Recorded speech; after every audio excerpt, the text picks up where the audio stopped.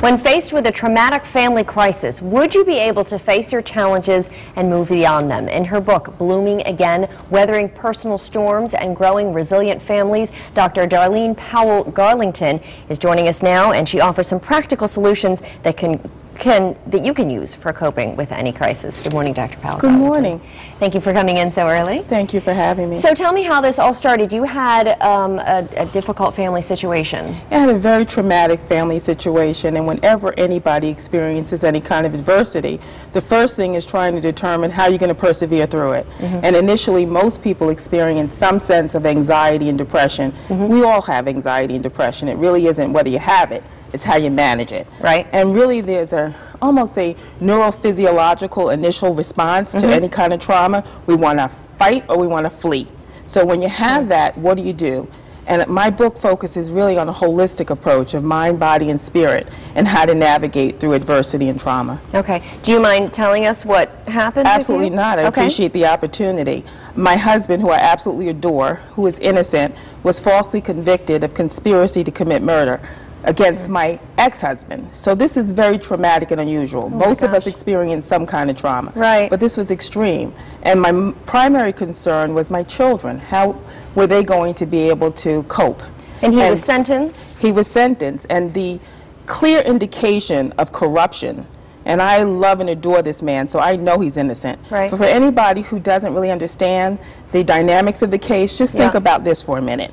A murderer doesn't get a $1.7 million bond and a 33-year sentence. So there's something really wrong with this picture. And if anybody takes the time, even go to my husband's website, www.fightforamericanjustice, and you'll see the details of the case that clearly delineate the kind of reprehensible conduct that happened. My daughter called it, it was a circus, the courtroom. There was no decorum. There was a lot of bias, and it's very evident. Is your husband still in jail? My husband is the most courageous, strong man he really has been the lead in our family. He's the rock in teaching us all how to persevere. While he's been incarcerated, he still continues to serve his community with the grace of God. Even in there, he's developed a program to look at reducing the recidivism rate in the prison system by increasing educational opportunities. He developed what he calls it's really a television kind of way for the inmates to be able to learn and to take a test called the college placement test, where they can get college credits. So if they continuously will have this educational program on their Access television station in their cells, because a lot of them are in their cells 22 hours a day. So does it help you to know that he's still, fighting to do things, because you're obviously still living with this difficult family situation? That's a great question. I think we empower each other, my whole family. My son started college at 15. He got a 4.0 in his broadcast journalism major his first year, despite the fact that the negative media, the kind of hostility and almost evil that permeated this whole trial and the media was terrible. So I so commend you. Where did this happen? It happened in Middletown, Connecticut. That's where the court was. But we had media people saying that my kids were going to fall apart. My daughter is 24 years old. She's in graduate school for school psychology. She's maintaining a 3.8. She's serving her community, working with youth. My son is doing incredibly well to have started college at 15.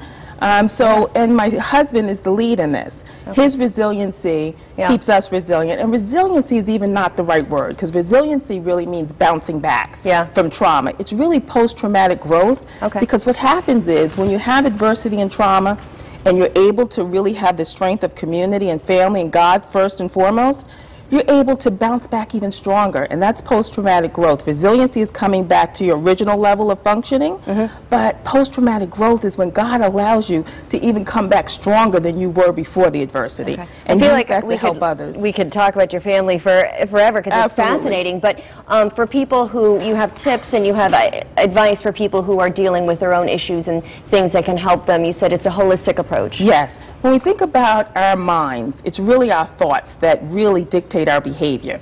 So if we can reframe negative thinking into more positive, like I was saying at first, my life is over, this is awful, this is terrible. And I had to even practice what I've been in private practice for 20 years, but when it happened to me, it was different.